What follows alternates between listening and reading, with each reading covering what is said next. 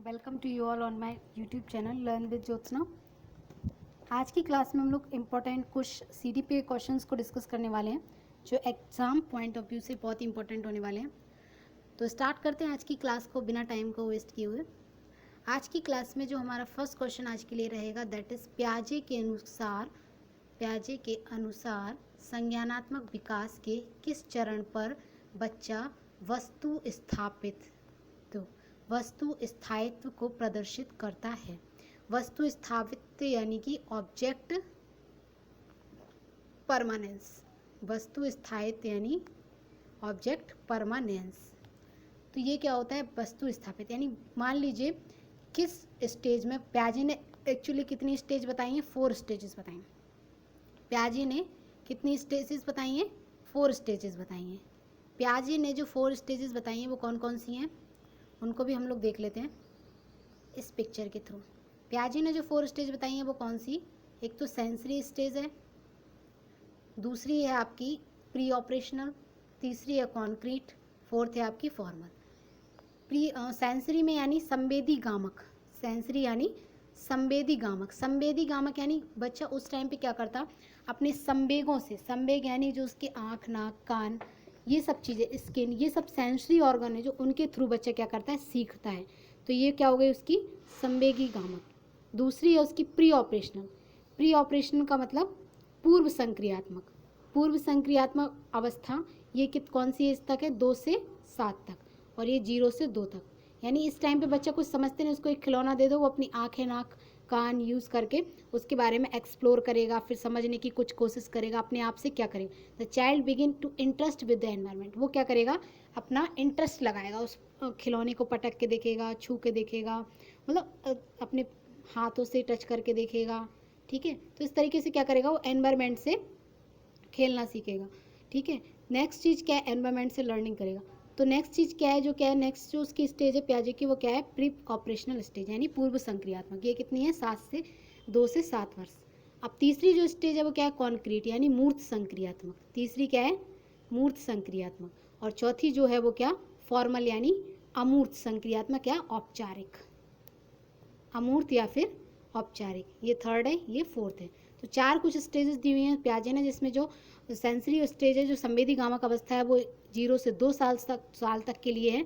और जो दूसरी है वो क्या है? 0 से 2 से 7 तक के लिए, और 7 से 11 के लिए क्या है? कॉन्क्रीट यानी मूर्त चीज़ों को उस टाइम पे बच्चा देखेगा। और एडोलेसेंस यानी 12 के बाद जो उसकी क्या हो जाएगी? वो अमूर्त चीज़ें देखना शुरू कर देगा। अमूर्त यानी जिस चीज़ को वो देख नहीं पाता, वो वाला चिंतन, मनन, वैसी फीलिंग, वैसे विचारों को कलेक्ट करना, वैसी चीज़ों के बारे में सोचना स्टार्ट कर देगा जो उसे दिखाई नहीं देती हैं। मान लीजिए आपने कोई टॉपिक दे दिया, आपने बोल दिया बच्चे बताइए कि मान लीजिए बताइए आपके बच्चे से आपने बोला कि हमें पानी को सेव करना चाहिए या पानी कैसे बरसता है, तो बच्चा उसके बारे में कल्पना करेगा, इमेजिनेशन करेगा, कल्पना करेगा, कुछ सोचेगा, उसके बारे में विचार कलेक्ट करेगा। तो कौन सी स्टेज में कर पाएगा? वो एडोलेसेंस में कर पाएगा, यानी कि वो किस में? 12 वर्ष के बाद की अवस्था। 12 से जो शुरू होगी 18 तक, मान लीजिए टीनेज तक, तो वो क्या हो जाएगी? उसकी फॉर्मल ऑपरेशन। और ये कॉन्क्रीट ऑपरेशन, मूर्त संक्रियात्मक, और ये अमूर्त संक्रियात्मक। तो ये रहा प्याजे का। अब देखते हैं तो बच्चे क्या कर पा रहा है। अब बच्चे को बोला है कि ऑब्जेक्ट परमानेंस यानी वस्तु को देखना, किसी भी चीज़ को देखेगा, उसमें इंटरेस्ट जगाएगा, उसमें अपनी आँख का यूज़ करेगा, कान से उसको अगर उसमें कोई सॉन्ग बज रहा होगा तो सुनेगा। तो वो किसका यूज़ करेगा? अपनी ऑर्गन्स का। तो क्या? संवेदी गामक अवस्था, संवेदी प्रेरक अवस्था यानी sensory motor stage, sensory stage है। ठीक है, नेक्स्ट क्वेश्चन देखते हैं। नेक्स्ट जो क्वेश्चन है हमारा दैट इज कक्षा 1 के बच्चों में भाषा कौशल का विकास किस क्रम में होना चाहिए। तो इस क्लास फर्स्ट के बच्चे की यहाँ पे बात हो रही है, और उसको क्या करना है? भाषा कौशल का विकास। भाषा कौशल का विकास मतलब होता है लैंग्वेज स्किल डेवलपमेंट। क्या करना है उसका? लैंग्वेज स्किल डेवलपमेंट करना है। तो इसलिए क्या करेंगे? तो किस क्रम में करेंगे? तो इसका क्रम आप लोग याद कर लीजिए, that is very important from all the aspect. ये क्या है? लैंग्वेज का लर्निंग की स्किल्स जो हैं LSRW, क्या है? LSRW W. ये क्या है, 4 स्किल्स हैं, ठीक है। तो ये क्या है, हमारी 4 स्किल्स हैं, LSRW। इनको इसी क्रम में सिखाया जाए। मान लीजिए बच्चे को अगर रीडिंग नहीं आती है तो आप उसको लिखना नहीं सिखा सकते, पहले आप उसको R सिखाइए, देन आप उसको W सिखा पाएंगे। ऐसे ही नेक्स्ट है, जो आप पहले अगर उसको स्पीकिंग नहीं सिखा सकते, जब तक वो एक अच्छा लिसनर नहीं बन सकता, वो स्पीकर बन ही नहीं सकता। तो पहले आप उसको, ऐसे ही होता है कभी कभी बच्चे क्या होते हैं, बहुत बड़ी क्लास में आ जाते हैं और उनको प्रोनाउंशिएट करना भी नहीं आता है। मान लीजिए कोई बच्चा आ गया है 10th में और वो कभी कभी क्या करता है, इनकरेक्ट प्रोनाउंसिएशन करता है।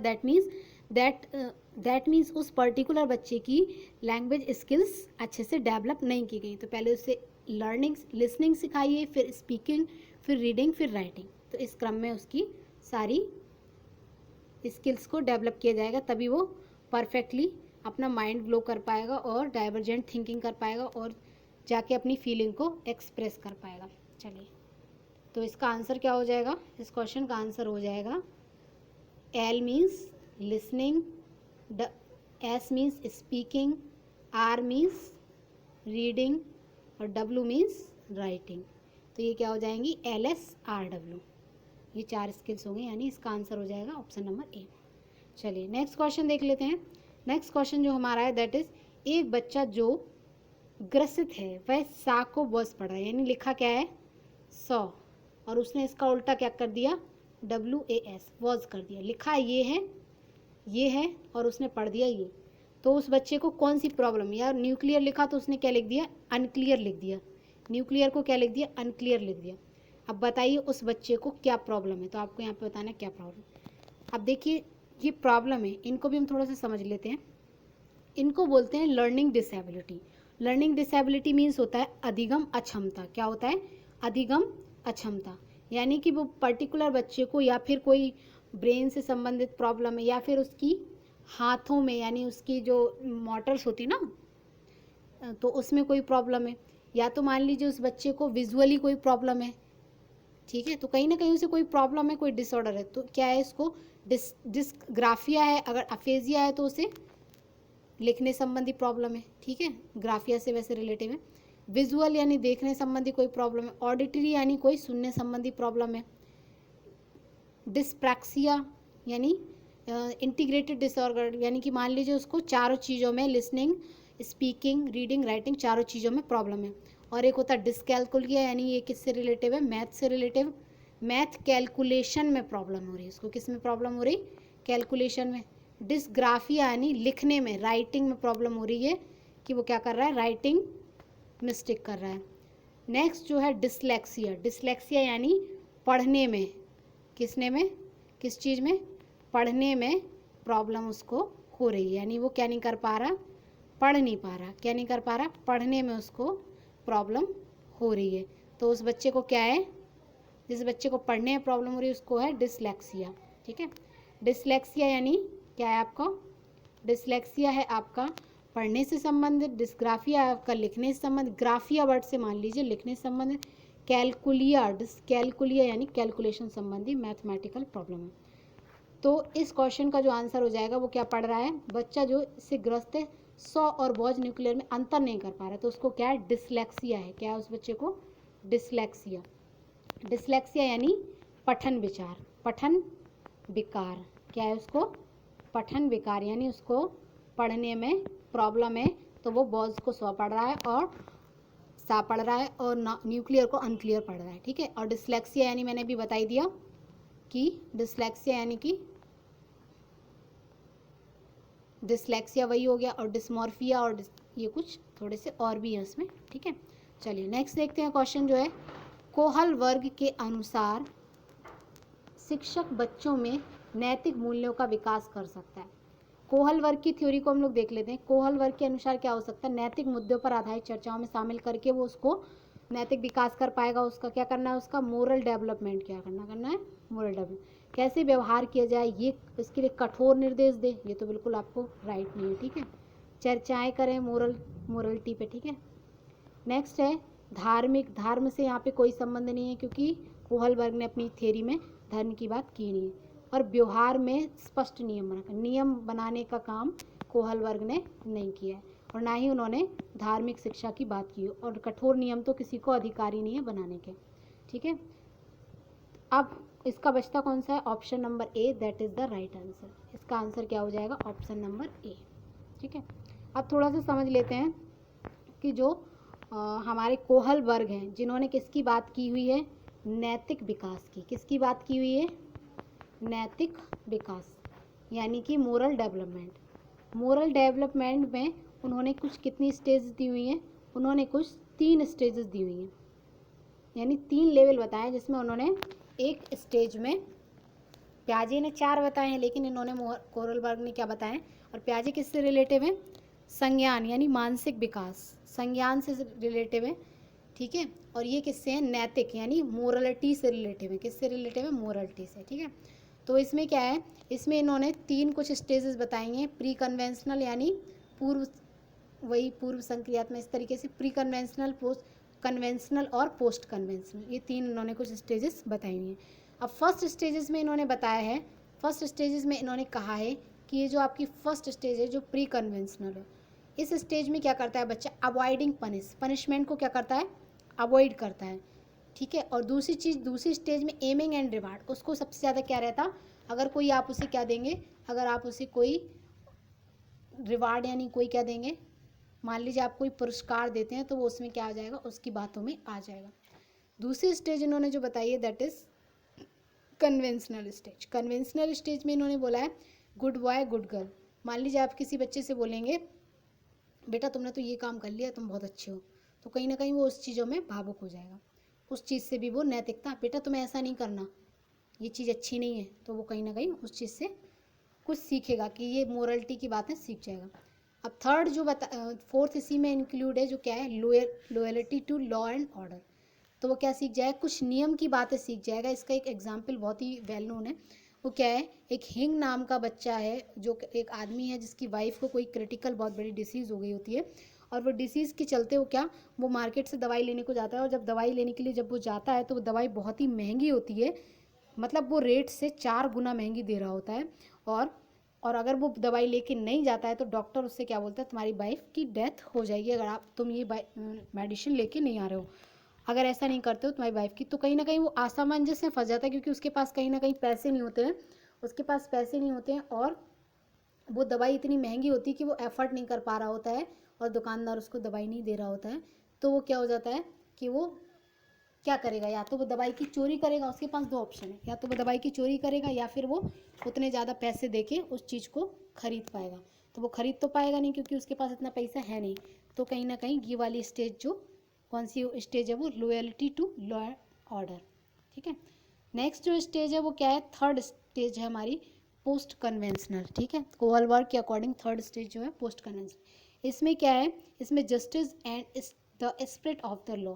अब इसमें न्याय की बातें सोचने लग जाता है वो, और स्पिरिट ऑफ द लॉ यानी नियम कानून के, न्याय क्या न्याय होगा हमारे ऊपर क्या कानूनी कार्रवाई, इस तरह की थिंकिंग उसके दिमाग में डेवलप्ड हो जाती है।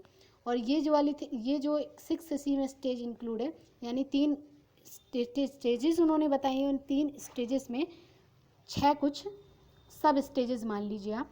तो इसमें जो पोस्ट कन्वेंशनल में वो सब स्टेजेस, एक तो ये है और एक ये है। तो ये लास्ट जो है यूनिवर्सल प्रिंसिपल ऑफ एथिक्स, कहीं ना कहीं वो सार्वभौमिक नियम है जो उनकी पालन करने लग जाता है इस स्टेज में आकर। तो ये कुछ 6 स्टेजेस उन्होंने, 6 सब स्टेजेस एंड 3 स्टेजेस कोहलबर्ग ने बताई हुई हैं। तो इस क्वेश्चन को देख लेते हैं। इस क्वेश्चन का जो आंसर था वो ऑप्शन ए था। चलिए नेक्स्ट क्वेश्चन देखते हैं। नेक्स्ट क्वेश्चन जो है, निम्नलिखित में से कौन सा सूक्ष्म गतिक कौशल का उदाहरण है। सूक्ष्म गतिक कौशल से मतलब है यहाँ पे जो हमारी क्या है, हाथों की पैरों की जो हमारी छोटी छोटी मसल्स है ना, उनसे मतलब है यहाँ पे।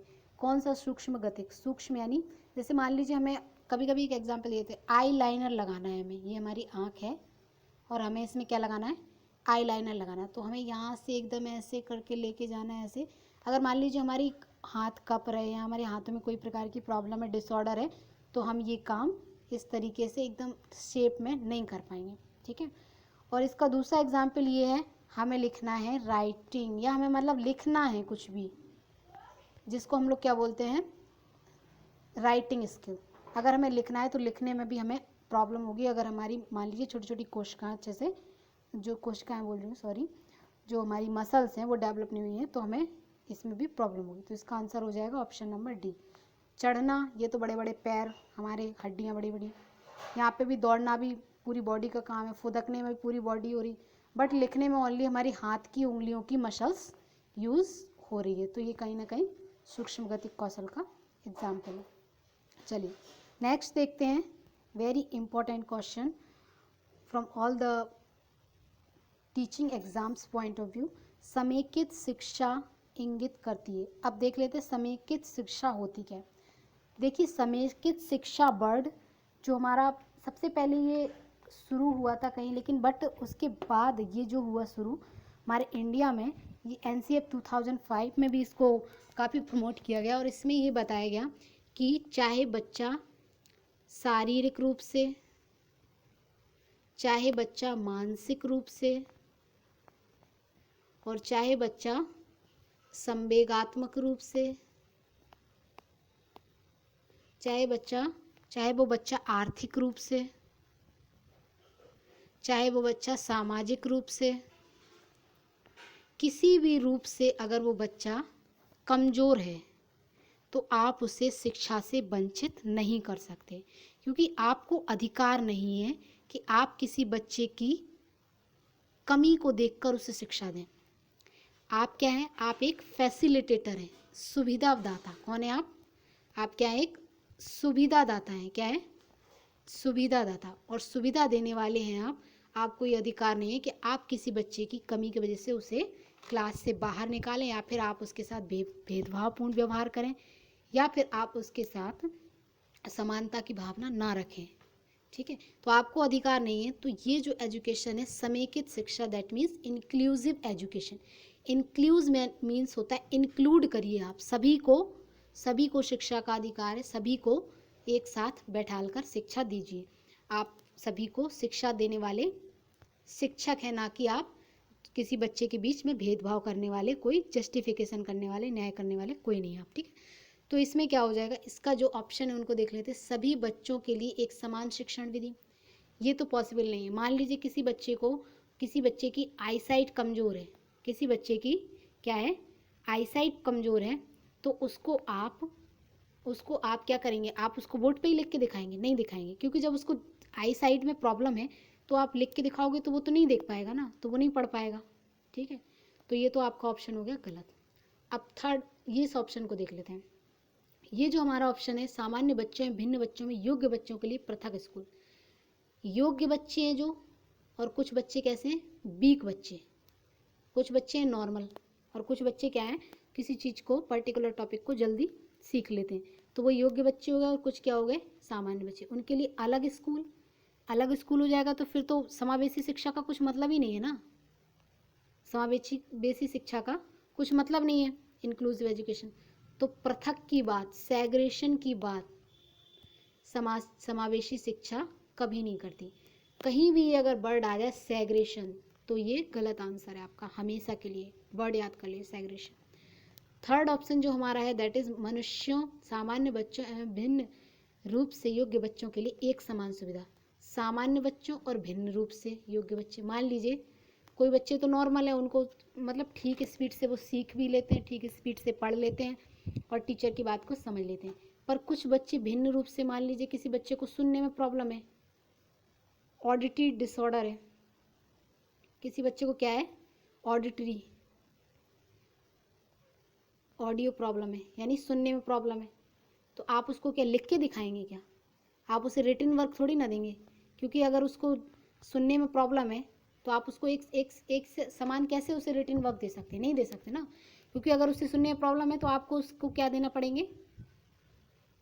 अगर उस बच्चे को सुनने में प्रॉब्लम है तो आप उसे रिटन वर्क देंगे कि भाई अगर उसको सुनने में प्रॉब्लम है तो आप उसको ऑडियो सुनाएंगे क्या?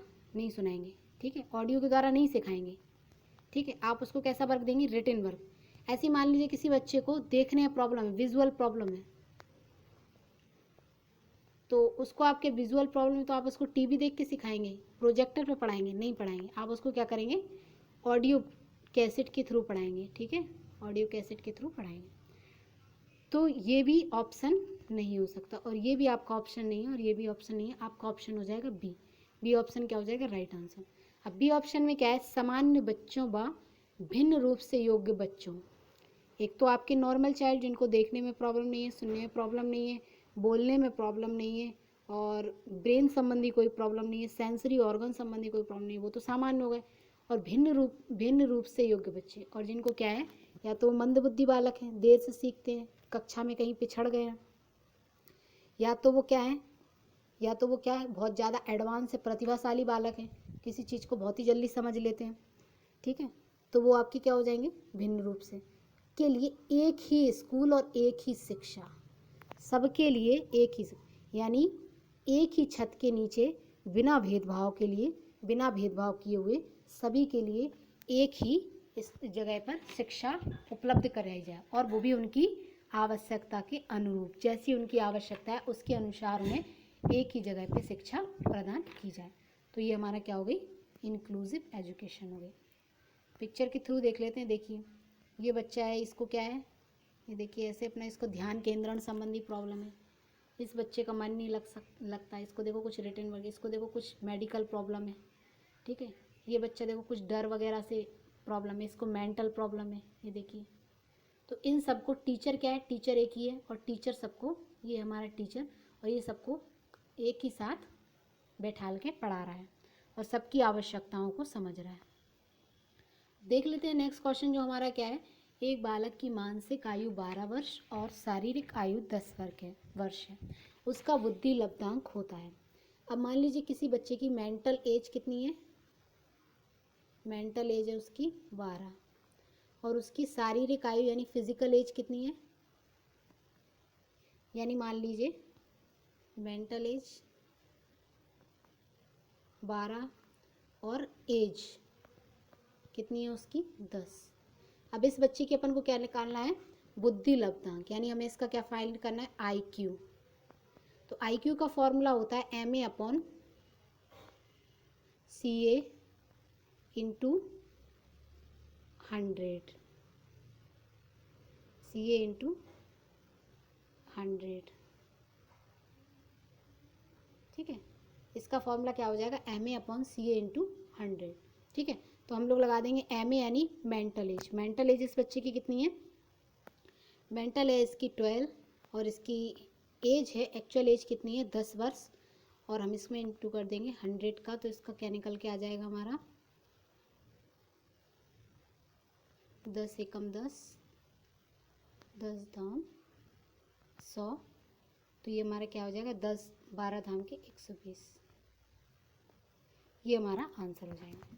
तो इसकी मेंटल एज कितनी हो जाएगी? 120 हो जाएगी। ठीक है, तो इसका फॉर्मूला क्या है? इसका फॉर्मूला है MA अपॉन CA इंटू 100। ठीक है, ये फॉर्मूला लगा देंगे तो हम लोग IQ यानी बुद्धि लब्धि किसी बच्चे की निकाल पाएंगे। ठीक है, तो इसको फॉर्मूला को दिया था टर्मन ने। ठीक है, नेक्स्ट क्वेश्चन देख लेते हैं। नेक्स्ट क्वेश्चन है हमारा,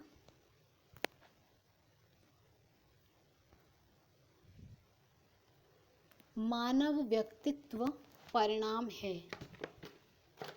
ऐसा मैंने आप लोगों को बताया था, और कई बार बताया कि वॉटसन जो है एक साइकोलॉजिस्ट हैं, जिन्होंने क्या बोला है कि मनुष्य क्या है? Heredity into environment.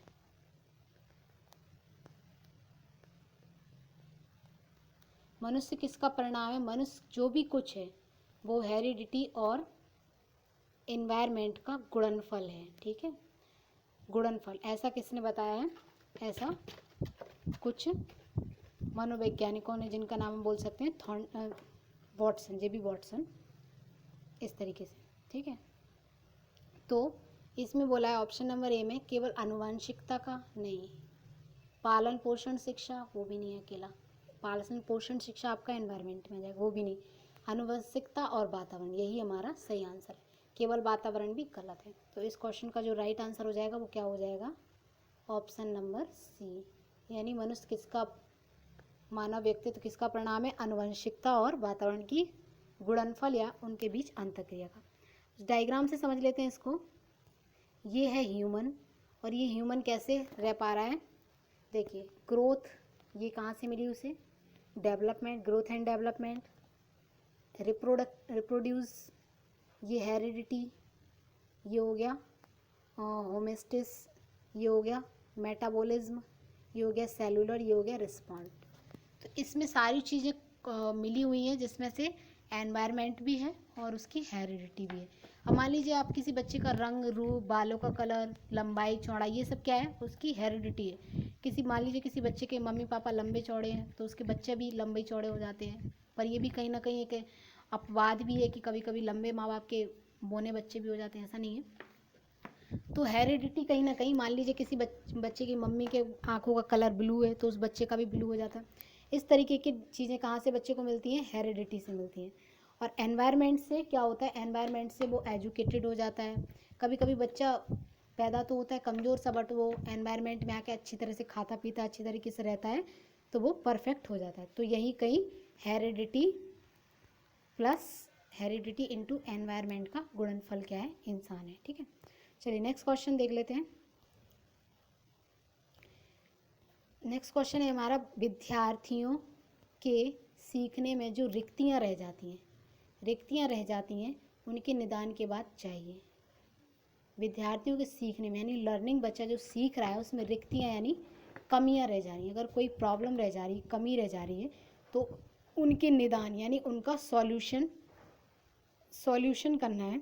तो उसके लिए क्या सही रहेगा? सॉल्यूशन के बाद चाहिए। आपने मान लीजिए टीचिंग करी क्लास में, आपने क्लास में टीचिंग करी, सारी टाइप के बच्चे बैठे कि कोई बच्चा मैथ में वीक है, कोई बच्चा इंग्लिश में अच्छा है, कोई बच्चा रीडिंग प्रॉब्लम है, किसी बच्चे को लर्निंग प्रॉब्लम है, कोई बच्चा देर से लर्न कर पाता है, कोई बच्चा जल्दी लर्न कर ले। सभी टाइप के बच्चे बैठे हैं और उन बच्चों में से आपने पर्टिकुलर एक टॉपिक समझाया और वो टॉपिक कई बच्चों में से कुछ बच्चों को समझ में नहीं आया। तो आप पहले क्या करेंगे? उन बच्चों को देखेंगे, उनका टेस्ट लेंगे। क्या करेंगे आप? टेस्ट लेंगे। उनका टेस्ट लेके देखेंगे कि ये बच्चा ने हमारे टॉपिक में से कितने परसेंट इसको समझ में आया।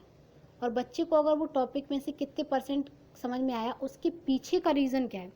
मान लीजिए कि आपके लेसन प्लान में कोई कमी हो, मान लीजिए आपके टीचिंग मेथड में कोई कमी हो, यानी आपके शिक्षण विधि में कोई कमी हो, मान लीजिए आपने कोई मटेरियल एड्स का यूज़ नहीं किया हो, तो कहीं ना कहीं आपकी टीचिंग में प्रॉब्लम है या फिर उस बच्चे की लर्निंग में प्रॉब्लम है। ठीक है, तो आप क्या करेंगे? इसके लिए आप पहले उस बच्चे का टेस्ट लेंगे कि हमने टॉपिक पढ़ाया, कहीं ना कहीं हमें कोई प्रॉब्लम है, हमारी टीचिंग स्केल में प्रॉब्लम है और बच्चे में क्या प्रॉब्लम है। तो इसका आंसर हो जाएगा बी। ठीक है, ये नहीं, बी हो जाएगा। तो बी आंसर, विद्यार्थियों के सीखने में जो रुकतियाँ यानी कमियाँ रह जा रही हैं, उनके पीछे का कारण क्या हो सकता है? उनके निदान के बाद समुचित उच्चारण। पहले उनका निदान करो, फिर देखो कि बच्चे को कितना अचीव हुआ। ठीक है, अब नेक्स्ट क्वेश्चन है जो हमारा 29। एक शिक्षक बच्चे द्वारा दी गई छोटी छोटी गलतियों पर क्रोध प्रकट करता है। आप बच्चे को क्रोध कर रहे हैं, आप अपनी ड्यूटी सही नहीं कर रहे हैं। बीइंग अ टीचर, आपको किसी बच्चे पे क्रोध, गुस्सा, भय, दंड, ठीक है, पुरस्कार, ये सब चीज़ों को करने का कोई अधिकार नहीं है। आप बच्चे को मोटिवेट कर सकते हैं, आप किसी बच्चे को पुरस्कृत कर सकते हैं, आप बच्चे को अपने लेक्चर्स से मोटिवेट कर सकते हैं, आप उसके साथ दया का भावना, प्रेम का भावना, सहानुभूति की भावना, ये सब आप दिखा सकते हैं। बट आपको किसी बच्चे को मार धाड़ करने का, उसे गुस्सा करने का, पीटने का कोई अधिकार नहीं है। ठीक है, ये तो अब एनसीएफ ने बिल्कुल क्लियर ही कर दिया कि आप किसी बच्चे को मार पीट नहीं सकते, दंड बिल्कुल किसी बच्चे को नहीं दिया जा सकता है। तो इसका जो आंसर हो जाएगा ये हो जाएगा कि उस व्यक्ति का, उस पर्टिकुलर टीचर का इमोशंस उसके कंट्रोल में नहीं है।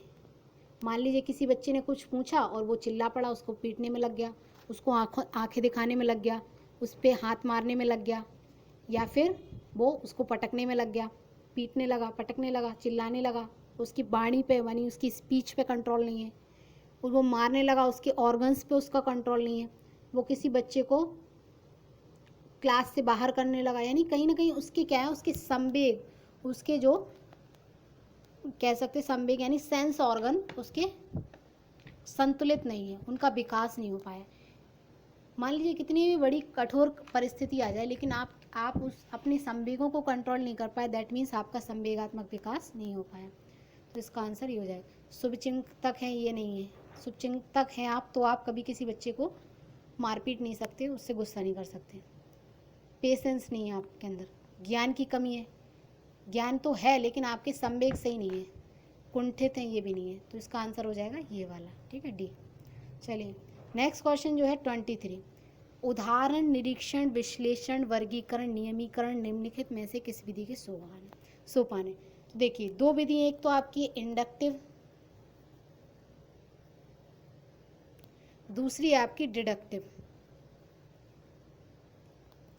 इंडक्टिव मेथड में आप क्या करते हैं, इंडक्टिव में आप एग्जाम्पल लेते हैं पहले, फिर उसको क्या करते हैं, ऑब्जर्व करते हैं,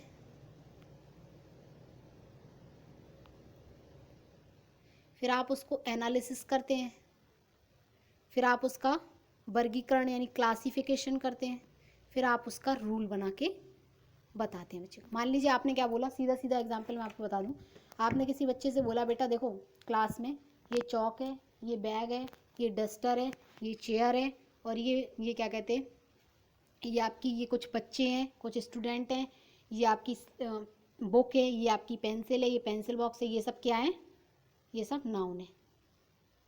आपने बता दी। तो पहले आपने क्या बताया, पहले आपने एग्जाम्पल दे दिए अपने एनवायरनमेंट से, फिर आपने उसको नियम में कन्वर्ट कर दिया कि ये सब क्या है, आपके नाउन है, यानी नाउन। फिर आपने उसको डेफिनेशन बता दी, noun is the name of person, place, animal और थिंग्स। फिर आपने बता दिया कि ये सब चीज़ें, पर्सन, कोई भी प्लेस, कोई भी थिंग्स, कोई भी एनिमल्स, ये सब क्या हो जाती है, नाउन हो जाती है। तो फिर आपने उसको रूल बता दिया। पहले आपने क्या दिया, एग्जाम्पल दिया, ठीक है, कि ये सब मिला के क्या है हमारा, ये सब मिला के नाउन है, ये आपने रूल बता दिया। अब इसके विपरीत चलिए, ये डिडक्टिव मेथड, इसके विपरीत कौन सा, डिडक्टिव है। तो डिडक्टिव मेथड में सब पहले क्या होता, डिडक्टिव मेथड में हम लोग क्या बता देते हैं कि सबसे पहले हमने बता दिया कि हमने पहले ही बता दिया name of person, place, animal और थिंग इज कॉल्ड नाउन। पहले ही हमने बता दिया ये कि नेम ऑफ पर्सन, प्लेस, यानी हमारा रूल क्या है नाउन का, कि पर्सन, प्लेस, एनिमल एक्सेट्रा क्या है, नाउन है, क्या है, नाउन। ये हमने रूल बता दिया आपको पहले से। फिर अब वो बच्चा कहीं भी देखेगा, कोई भी व्यक्ति को देखेगा तो वो समझ जाएगा कि ये नाउन है। फिर हम उसको दिखाएंगे कि ये चेयर है, ये भी नाउन है। फिर हम उसको बताएंगे कि ये पेंसिल बॉक्स है, ये भी नाउन है, ये बुक है, ये भी नाउन है। फिर हम उसको एग्जाम्पल देंगे। तो फिर हम पहले क्या करेंगे, उसको रूल बता देंगे, फिर एग्जाम्पल। तो इस वाले क्वेश्चन में क्या है, इस क्वेश्चन में है हमारा कि हमने पहले एग्जाम्पल दिए, तो हमारा कौन सा मेथड, इंडक्टिव मेथड यानी आगमन विधि है, और निगमन यानी नियम की बात करती है। इससे याद कर लेंगे आप, निगमन नियम की बात करती है, इस वर्ड से निगमन से नियम याद कर लीजिए। चलिए ठीक है, नेक्स्ट क्वेश्चन देखते हैं हम लोग। नेक्स्ट जो क्वेश्चन है हमारा,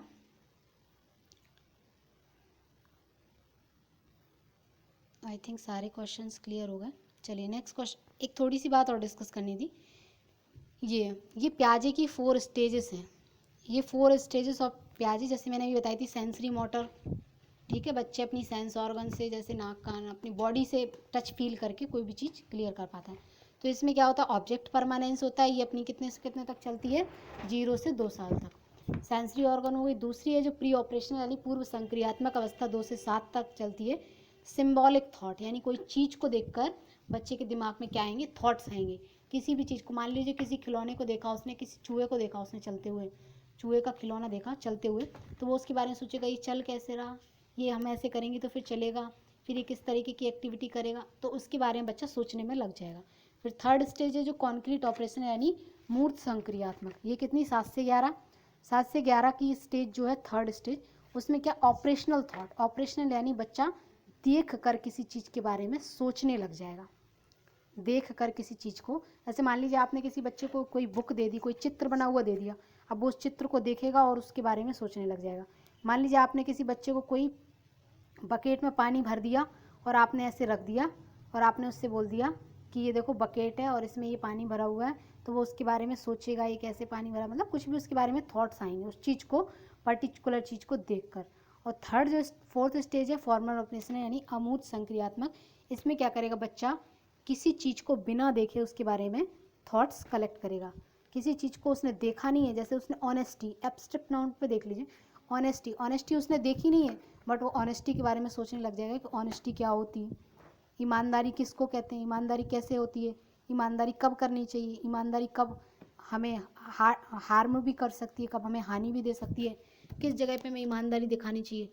तो वो एब्स्ट्रैक्ट कुछ चीज़ों के जैसे इमेजिनेशन करने लग जाएगा कि ये ऐसा ऐसा, मतलब सोच, गंभीर चिंतन, गंभीर किसी बार विषय पे, पर्टिकुलर टॉपिक पे बहुत अच्छी लंबी सोच रखेगा वो, अच्छे अच्छे विचार कलेक्शन, ब्रेन स्टॉर्मिंग यानी कि कई दिशाओं में क्या करेगा, अपना दिमाग दौड़ाएगा, डाइवर्जेंट थिंकिंग, बहुत सारे थॉट्स कलेक्ट करेगा। तो कहीं ना कहीं ये सब चीज़ें कब करेगा वो, फोर्थ स्टेज यानी अमूर्त संक्रियात्मक अवस्था। और ये कब होती है, ये होती है 11 से, फर्स्ट स्टेज हमारी 0 से 2 साल, 2 से 7 साल, फिर तीसरी जो हमारी 7 से 11, चौथी स्टेज जो है हमारी 11 से 18 यानी टीनेज, जिसको एडल्सेंस भी बोलते हैं, ठीक है, अडल्टहुड या फिर एडल्सेंस। तो ये थी हमारी प्याजे की कुछ फोर्थ स्टेज जिनको हमने इस क्लास में अच्छे से समझा। और ऐसे ही कुछ और भी क्वेश्चंस लेके हम आएंगे और उनको भी डिस्कस करेंगे, वो भी आई होप आप लोगों को अच्छे लगेंगे। तो यही थी कुछ आज की क्लास। अगर क्लास पसंद आई है तो क्लास को लाइक करें, सब्सक्राइब करें, शेयर करना बिल्कुल ना भूलें। और मिलते हैं फिर नेक्स्ट वीडियो में, तब तक के लिए बाय बाय, टेक केयर।